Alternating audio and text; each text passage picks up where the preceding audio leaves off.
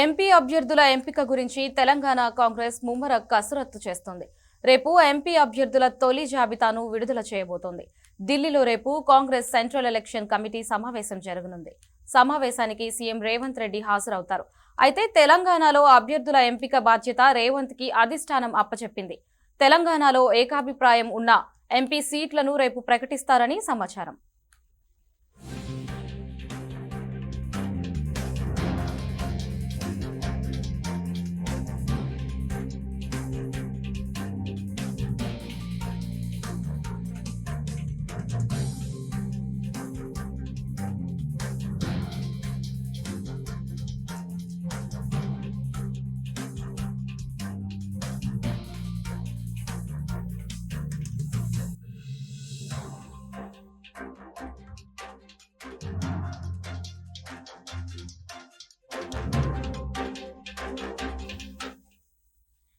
MP అభ్యర్థుల ఎంపిక గురించి తెలంగాణ కాంగ్రెస్ ముమ్మర కసరత్తు చేస్తోంది. రేపు ఎంపీ అభ్యర్థుల తొలి జాబితాను విడుదల చేయబోతోంది. ఢిల్లీలో రేపు కాంగ్రెస్ సెంట్రల్ ఎలక్షన్ కమిటీ సమావేశం జరగబోతోంది. ఈ సమావేశానికి సీఎం రేవంత్ రెడ్డి హాజరవుతారు. అయితే తెలంగాణలో అభ్యర్థుల ఎంపిక బాధ్యత రేవంత్ కి అధిష్టానం అప్పచెప్పింది. తెలంగాణలో ఏకాభిప్రాయం ఉన్న ఎంపీ సీట్లను రేపు ప్రకటిస్తారని సమాచారం.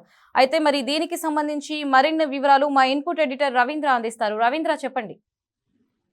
ఎస్ లహరి, ఈ 17 పార్లమెంటు స్థానాలకు సంబంధించి కాంగ్రెస్ పార్టీ అయితే చాలా టార్గెట్ గా తీసుకుందనే చెప్పాలి. గత ఎన్నికలతో పోలిస్తే కనుక 2019లో జరిగినటువంటి పార్లమెంట్ ఎన్నికలకు సంబంధించి చూస్తే 3 స్థానాలు మాత్రమే కైవసం చేసుకున్నటువంటి కాంగ్రెస్ మొన్న జరిగినటువంటి అసెంబ్లీ ఎన్నికల్లో ఒక రకమైనటువంటి తిరిగిలేని మెజార్టీతో అత్యధిక సీట్లతో అధికారాన్ని కైవసం చేసుకున్నటువంటి పరిస్థితుల్లో ఈసారి ఎలాగైనా టార్గెట్ 15 అని పెట్టుకుంది. ఇలాంటి నేపథ్యంలో చాలా కీలకమైనటువంటి అంశంగా ఇది కాంగ్రెస్ అధిష్టానం చూస్తుంది. దీనికి సంబంధించినటువంటి పూర్తి బాధ్యతను ముఖ్యమంత్రి రేవంత్ రెడ్డికి అప్పచెప్పినటువంటి సిచ్యువేషన్ మనకి కనిపిస్తుంది. దీనికి సంబంధించి రేపు ఢిల్లీలో కీలకమైనటువంటి సమావేశం కూడా జరగబోతున్నట్టు మనకు తెలుస్తుంది.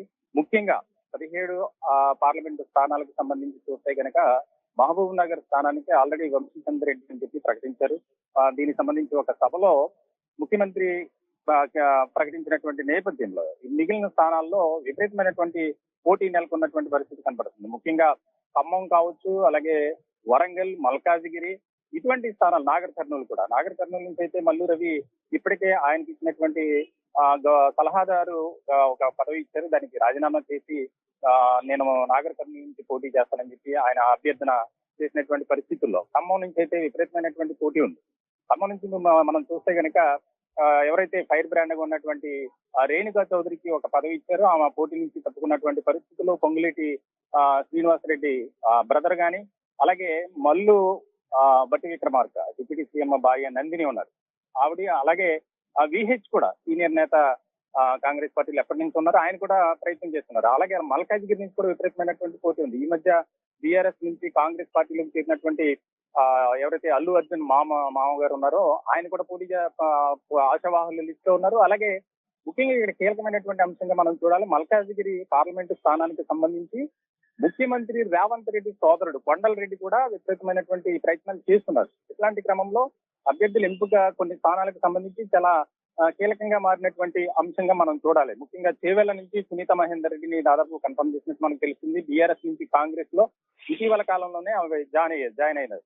అలాగే పెద్దపల్లి నుంచి చూస్తే కనుక గెడ్డం వివేక్ కుమారుడు గెడ్డం వంశీకి, కరీంనగర్ నుంచి ప్రవీణ్ రెడ్డి, అలాగే వరంగల్ నుంచి అద్దంకి దయాకర్ పేరు వినిపిస్తుంది, దొమ్మేటి సాంబయ్య ఈ ఇద్దరు పేర్లు వినిపిస్తుంది. నల్గొండ జానారెడ్డి కుమారుడు రఘువీర్ రెడ్డి, అలాగే పటేల్ రమేష్ రెడ్డి వీళ్ళ పేర్లు వినిపిస్తున్నాయి. ముఖ్యంగా నిజామాబాద్ చూస్తే కనుక సీనియర్ కాంగ్రెస్ నాయకులు జీవన్ రెడ్డి, జహీరాబాద్ నుంచి అయితే సురేష్ షెట్కార్, మహబూబాబాద్ నుంచి బలరాం నాయక్, ఇట్లాగా కొంతమందికి ఎవరైతే గెలుపు గుర్రాలుగా ఒక రకమైనటువంటి పార్టీ కోసం అంటిపెట్టుకొని పార్టీ అభివృద్ధి కోసం, పార్టీ పురోగతి కోసం పనిచేశారో, ముఖ్యంగా మొన్న జరిగినటువంటి సార్వత్రిక ఎన్నికల్లో కాంగ్రెస్ పార్టీ తరఫున అత్యధికంగా అంటే బలంగా పనిచేసి క్యాడర్ ని ఒక ఏకతాటిపైకి తీసుకొచ్చినటువంటి నేతలు ఎవరైతే ఉన్నారో వారికి ఖచ్చితంగా వారి ప్రతిపాదనలను పరిగణలోకి తీసుకుని వారికి అవకాశం ఇవ్వాలనే దాని మీద కూడా ఎక్కువగా కసరత్తు జరుగుతుంది. దీనికి సంబంధించి రేవంత్ రెడ్డి అయితే 2 జాబితాలను సిద్ధం చేసి ఆప్షన్ ఏ, ఆప్షన్ బి అన్నట్లు ఆయన తీసుకుని వెళ్తున్నారు. దానికి సంబంధించినటువంటి క్లియర్ కట్ మొత్తానికి ఇండికేషన్స్ అయితే రేపు జరిగేటువంటి భేటీలో వచ్చే అవకాశం కనిపిస్తుంది. ముఖ్యంగా 9వ తారీఖున ప్రకటన చేసే అవకాశం కనిపిస్తుందని ఎక్కువగా కాంగ్రెస్ వర్గాల్లో వినిపిస్తున్నటువంటి పరిస్థితి. ఏదేమైనప్పటికీ టార్గెట్ 15 అనే లక్ష్యంతోనే ఇప్పటికీ కాంగ్రెస్ పార్టీ ముందుకు వెళ్తుంది.